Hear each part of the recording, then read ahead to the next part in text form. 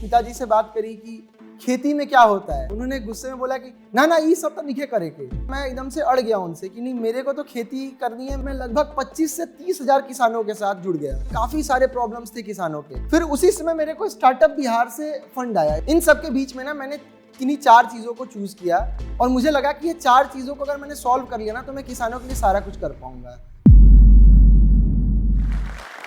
मेरा नाम प्रिंस राज है और अगर हम कहीं तो हम बिहार के चंपारण से आवे नहीं। अपने सबके सबसे पहले तो नमस्कार। और नमस्कार के साथ बड़ा अच्छा लगा था कि आज हम जो स्टॉक पर आइल बनी तो ज्यादा भोजपुरी में ना जाते हुए वापस से हम हिंदी में आवत नहीं और बतावत नहीं कि हम कैसे कहाँ और के तरह से अपन जीवन के आज यहाँ तक पहुँचे बानी। जब मैंने अपनी जर्नी की स्टार्ट करी तो मैं सबसे पहले तो अपने बचपन में चला जाता हूँ। मैं एक बहुत ही छोटे से गाँव में मेरा जन्म हुआ और डेवलपमेंट की बात करें तो वहाँ डेवलपमेंट जीरो थी। मुझे याद आता है कि जब मेरे पिताजी मुझे लेके जाते थे पढ़ने के लिए छोड़ने तो हमारे वहाँ रोड्स नहीं थे। हमें 3-4 किलोमीटर की दूरी तय करने में करीबन 1 से 1.5 घंटा लगता था और हमें वो बैलवाड़ी गाड़ी पे बैठ के जाना पड़ता था। ये जीवन बड़ा कठिन था, ये शुरुआत बड़ी कठिन थी, पर मेरे माँ का एक प्रण था कि मैं अपने बच्चे को ना कभी उसे कभी गाँव में नहीं रहने दूंगी। मैं उसे अच्छी जगह पढ़ाऊंगी, उसे अच्छे इंस्टीट्यूशंस तक भेजूंगी और अच्छा एजुकेशन दूंगी। इस जिद के साथ मेरी माँ ने मुझे शहर भेजा। शहर भेजने के बाद क्या हुआ कि मैंने अपनी पढ़ाई शुरू करी मोतिहारी से। धीरे धीरे मैंने पढ़ाई कंटिन्यू किया। अपना पढ़ाई के क्रम में ही मैंने जब मैंने अपनी मैट्रिक कंप्लीट कर ली तो मैंने मैथ से स्टार्ट किया अपनी जर्नी को इंटर में। और उस समय मुझे फील हुआ कि मुझे इंजीनियर बनना चाहिए। बचपन से दिमाग काफ़ी खुरापाती था और मुझे काफ़ी ऐसा लगता था कि हाँ मेरे को इंजीनियर बनना चाहिए, इंजीनियरिंग करनी चाहिए। इसी जर्नी को, इसी डेडिकेशन को, इसी ड्रीम को लेके मैंने जो है जेईई मेंस की तैयारी शुरू करी और सब कुछ ठीक रहा और मैंने जेईई मेंस क्वालिफाई कर लिया। मेंस क्वालिफाई करने के बाद मेरी एक्सीडेंट हो गई, मैं एडवांस में नहीं जा सका। मैंने मेंस के क्वालिफिकेशन पे मुझे एनआईटी सिक्किम मिल गई और मैंने वहाँ से सिविल इंजीनियरिंग की डिग्री की शुरुआत कर दी।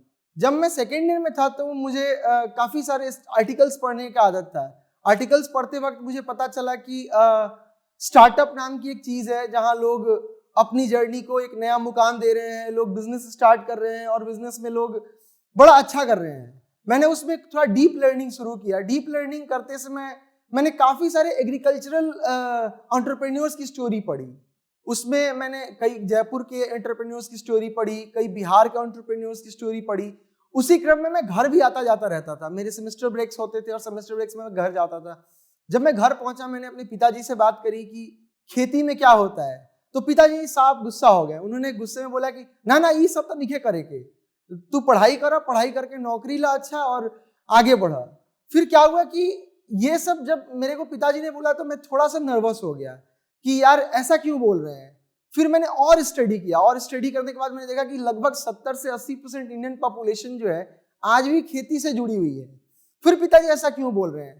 तभी मेरे को बड़ा अच्छा मौका मिल गया। मेरे डायरेक्टर थे महेश चंद्र गोविल जी। उन्होंने मुझे काफ़ी सपोर्ट किया और उन्होंने मुझे वर्ल्ड बैंक के फंड से जयपुर जाने का मौका दिया।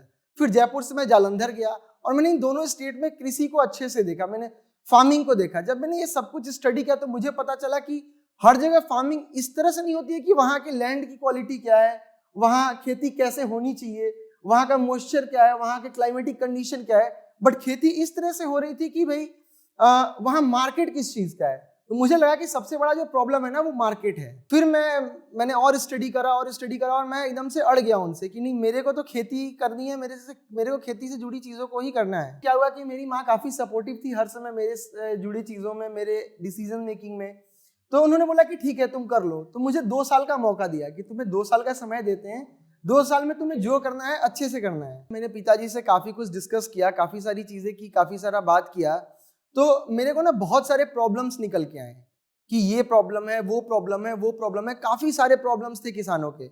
इन सब के बीच में ना मैंने किन्हीं 4 चीज़ों को चूज़ किया और मुझे लगा कि ये 4 चीज़ों को अगर मैंने सॉल्व कर लिया ना तो मैं किसानों के लिए सारा कुछ कर पाऊंगा। तो मैंने सबसे पहले ना जो कंपनी का नाम रखा एग्रीधन। एग्रीधन का मतलब ही होता है कि एग्रीकल्चर टू कैपिटल। मतलब हम ये चाहते थे कि एग्रीकल्चर से किसानों को जो है ना कैपिटल की तरफ मूव कराया जाए।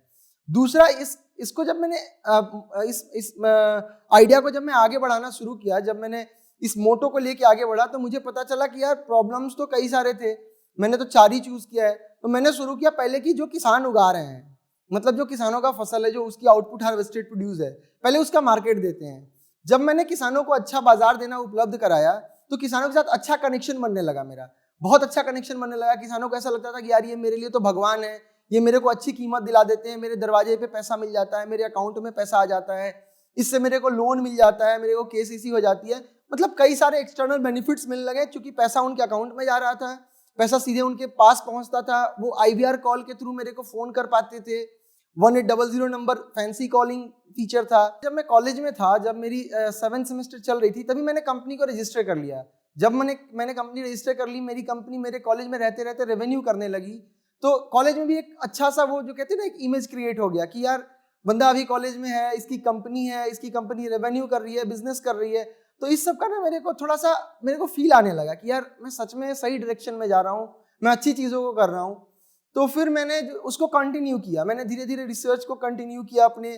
फिर मेरे कनेक्शंस और स्ट्रांग होने लगे इंडिया में, हर जगह मैंने देखा कि यार क्या हो सकता है, कैसे हो सकता है। फिर धीरे धीरे मॉडिफिकेशंस होने लगे, रिसर्च चलता रहा। इस तरह से मैंने अपने कंपनी को धीरे धीरे आगे बढ़ाया। फिर मेरी कनेक्शन हुई बिहार में, बिहार इंडस्ट्रीज एसोसिएशन में। बिहार इंडस्ट्रीज एसोसिएशन में मैं हमेशा आता जाता रहा, वो मेरी इंक्यूबेशन सेंटर थी। तो उस इंक्यूबेशन सेंटर पे मेरे को ना काफ़ी सारा गाइडेंस मिला। वहाँ एक मनीष भैया थे जिन्होंने मुझे काफ़ी गाइड किया, काफ़ी ऐसे क्वेश्चन पूछे बिजनेस से जुड़ा, मेरे को पता ही नहीं था कि बिजनेस में ऐसे भी टर्म्स होते हैं, रेवेन्यू मॉडल, स्केलेबिलिटी और बहुत सारी चीज़ें। फिर मैंने उस पर पढ़ाई करी, वो सारा कुछ करा, ये सब कुछ चलता रहा साइमल्टेनियसली। मेरी कॉलेज भी चल रही थी, मेरे को कॉलेज जाना पड़ता था, कॉलेज से यहाँ आना पड़ता था। फिर इसी क्रम में एक ऐसा वक्त आया मेरे लाइफ में जब मेरी कंपनी बिल्कुल से बंद हो गई, कोविड से पहले।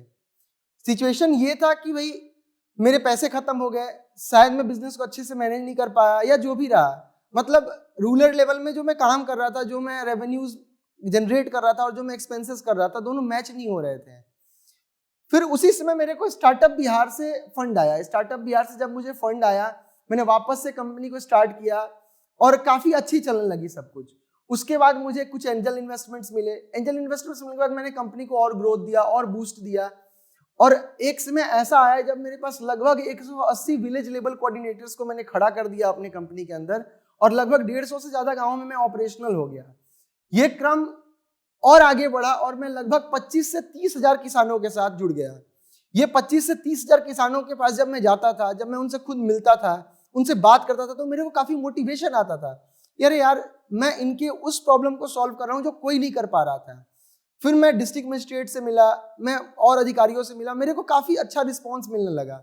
मैंने देखा कि यार मैं एक अच्छा चीज़ कर रहा हूँ जिससे एक सोशल इम्पैक्ट तो आ ही रहा है, साथ के साथ कुछ अच्छी चीज़ें हो रही हैं जिससे मेरे लाइफ में भी कुछ अच्छी चीज़ें हो रही हैं। इस चीज़ को कंटिन्यू करते रहा, मैं आगे बढ़ाते रहा अपने कंपनी को। तो ये सब कुछ चल ही रहा था। तब मेरे को महसूस हुआ कि नहीं, केवल आउटपुट का मार्केट देने से काम नहीं चलेगा, हमें तो इन्हें इनपुट सप्लाई भी देनी पड़ेगी। क्योंकि सामने से किसान खुद मांगते थे कि सर आप मेरी फसल तो खरीद रहे हो, मेरे को क्यों नहीं आप अच्छी जो है बाकी सारी चीज़ें उपलब्ध कराओ, जैसे कि इंसेक्टिसाइड, पेस्टिसाइड और बाकी सारी चीज़ें। तो हमने ना इनपुट सप्लाई का मार्केट स्टार्ट किया। तो पहले तो आउटपुट हार्वेस्टेड की मार्केटिंग चल रही थी, फिर इनपुट सप्लाई की मार्केटिंग शुरू हो गई। फिर हमें फील हुआ कि नहीं यार, इनको ना लोन भी चाहिए किसानों को। तो लोन और कंसल्टेंसी, ये 2 चीज़ बची हुई थी। इस दोनों चीज़ों के लिए हम लोग अभी जो है, मतलब हमने ना पूरे बिजनेस को 3 फेजेस में किया। पहले फेज में था आउटपुट मार्केटिंग, दूसरे फेज में था इनपुट मार्केटिंग, थर्ड फेज में था कंसल्टेंसी एंड लोन। तो ये थर्ड फेज जो कंसल्टेंसी एंड लोन का था, ये अभी हम कर रहे हैं, ये अंडर इम्प्लीमेंटेशन है। और हमारा जो फोर्थ फेज है कि इसके बाद हमें इन्हें ओला उबर की तरह हम रेंटिंग फीचर लॉन्च कर रहे हैं किसानों के लिए। क्योंकि जो छोटे किसान होते हैं ना, वो बड़े बड़े इंप्लीमेंट्स को खरीद नहीं पाते हैं, वो बड़े बड़े इंप्लीमेंट्स की बेनिफिट्स नहीं उठा पाते, क्योंकि वो काफ़ी महंगा होता है, 50 लाख, 70 लाख, 1 करोड़। तो हमने क्या किया कि जो बड़े किसान थे गाँव में, जिनके पास ये इंप्लीमेंट्स अवेलेबल थे, वो उसको कमर्शियलाइज नहीं कर पा रहे थे। तो मैंने क्या किया कि एक प्रॉब्लम इधर थी, दूसरी प्रॉब्लम इधर थी, मैंने दोनों प्रॉब्लम को मीट कराया एक जगह पे। और मैंने ओला उबर के कॉन्सेप्ट पे मैंने क्या किया, farm implement renting feature launch करी। तो ऑलमोस्ट मैंने क्या किया, पहला कि मैंने आउटपुट मार्केटिंग दी, दूसरा मैंने इनपुट सप्लाई की मार्केटिंग दी, तीसरा इंप्लीमेंट रेंटिंग दिया, चौथा हमने क्या किया, उन्हें लोन, और लोन के साथ साथ हमें कंसल्टेंसी। यानी ये सारा कुछ देने के बाद किसान को बस एक ही काम करना था कि भाई ये तुम्हारी जमीन है और इस पर तुम्हें एक फसल लगाना है, बाकी सारा कुछ हमारी कंपनी करके दे देती है उन्हें। तो मीन्स एक कंप्लीट सॉल्यूशन टू फार्मर हमने इंप्लीमेंट किया एक रूफ के नीचे। अब समय ऐसा है कि मेरी कंपनी आज के डेट में ऑलमोस्ट मैंने लास्ट ईयर 2.66 करोड़ पे रेवेन्यू को क्लोज किया। मेरे पास 25,000 से अधिक किसान थे, 180 से ज्यादा विलेज लेवल कोऑर्डिनेटर्स थे, और इन सबको मैं आज भी आगे बढ़ा रहा हूँ, डेवलप कर रहा हूँ, ग्रो कर रहा हूँ 25% मंथली ग्रोथ पे। आज हमने रेवेन्यू को बढ़ाया तो है ही, साथ के साथ हम प्रोजेक्शंस पे भी काम कर रहे हैं अपने। और जो हमने बताया कि लास्ट ईयर हमने 2.66 करोड़ का रेवेन्यू किया था, हम इस ईयर उसको डबल करने की कोशिश कर रहे हैं, हम 5 करोड़ टच करने की कोशिश कर रहे हैं। और जो किसानों का नंबर हमने आपको 25,000 बताया था, हम कोशिश कर रहे हैं कि हम एटलीस्ट 40 से 42,000 किसानों तक पहुंचे। अगर कोई किसान जो ये वीडियो देख रहा हो, अगर उसे किसी भी तरह की हेल्प चाहिए, किसी भी तरह का कोई भी रिक्वायरमेंट है, कोई भी नीड है जो हमने बताया कि हम सर्विसेज दे रहे हैं, तो हमें 2 तरीके से कांटेक्ट कर सकता है। एक तो हमारी मोबाइल ऐप जो लाइव है अभी प्ले स्टोर पे, एग्रीधन फार्मर्स के नाम से, किसान मित्र के नाम से, और दूसरा ऑप्शन है कि वो हमें टोल फ्री नंबर पे कॉल कर सकता है।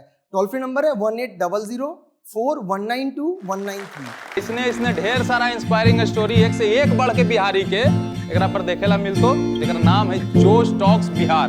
तो जोश टॉक बिहार के भाई बढ़िया से सब्सक्राइब कर ले हूँ, घंटा उंटा दबा दे हूँ कि नोटिफिकेशन आते रहे। अरे जब मन होले उदास तक खोल लेल की जोश टॉक बिहार, ओकर बाद देखल के मन के तरोताजा कैल के एकदम मोटिवेशन लेल के काम शुरू कैल के सफलता कैसे न मिलते, एकदम मिलती, झंडा गाड़ देबू।